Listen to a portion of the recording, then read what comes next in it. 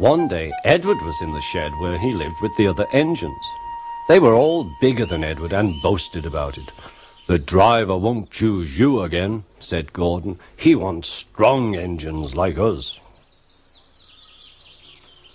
But the driver and fireman felt sorry for Edward. "Would you like to come out today?" "Oh, yes, please," said Edward. So they lit his fire, made lots of steam, and Edward puffed away. The other engines were very cross at being left behind.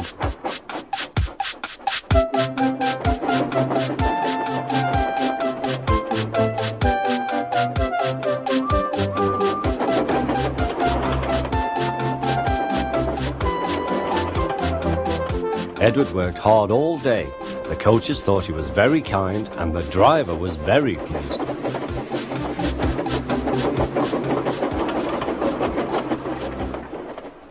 "I'm going out again tomorrow," Edward told the other engines that night. "What do you think of that?"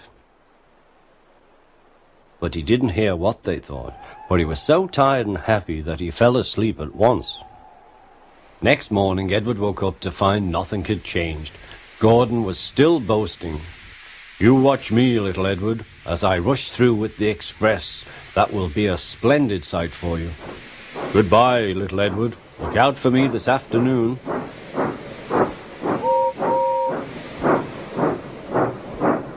Edward went off to do some shunting.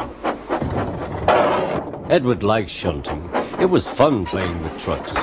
He would come up quietly and give them a push.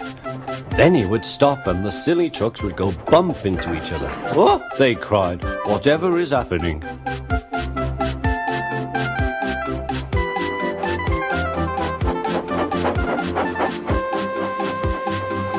Edward played till there were no more trucks. Then he stopped to rest. Presently he heard a whistle. Gordon was very cross. Instead of nice shining coaches, he was pulling a lot of very dirty trucks. "A goods train, a goods train, a goods train," he grumbled. "The shame of it, the shame of it, oh, the shame of it." Edward laughed and went to find some more trucks. Then there was trouble. "Gordon can't get up the hill," the porter called to Edward's driver. "Will you take Edward and push him, please?" They found Gordon halfway up and very cross. His driver and fireman were talking to him severely. "You're not trying." "I can't do it," said Gordon. "The noisy trucks hold an engine back so." Edward's driver came up. "We've come to push." "No use at all," said Gordon. "You wait and see," replied Edward's driver. They brought the train back to the bottom of the hill.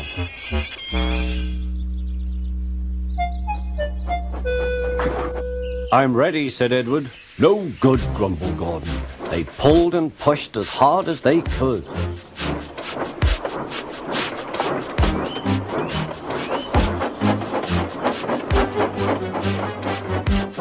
"I can't do it, I can't do it, I can't do it," puffed Gordon.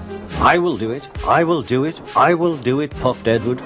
Edward pushed and puffed and puffed and pushed as hard as ever he could. And almost before he realized it, Gordon found himself at the top of the hill. "I've done it, I've done it, I've done it," he said proudly. He forgot all about Edward and didn't wait to say thank you. Edward was left out of breath and far behind. He ran on to the next station, and there he found that the driver and fireman were very pleased with him. The fireman gave him a nice long drink, and the driver said, "I'll get out my paint tomorrow and give you a beautiful coat of blue with red stripes. Then you'll be the smartest engine in the shed."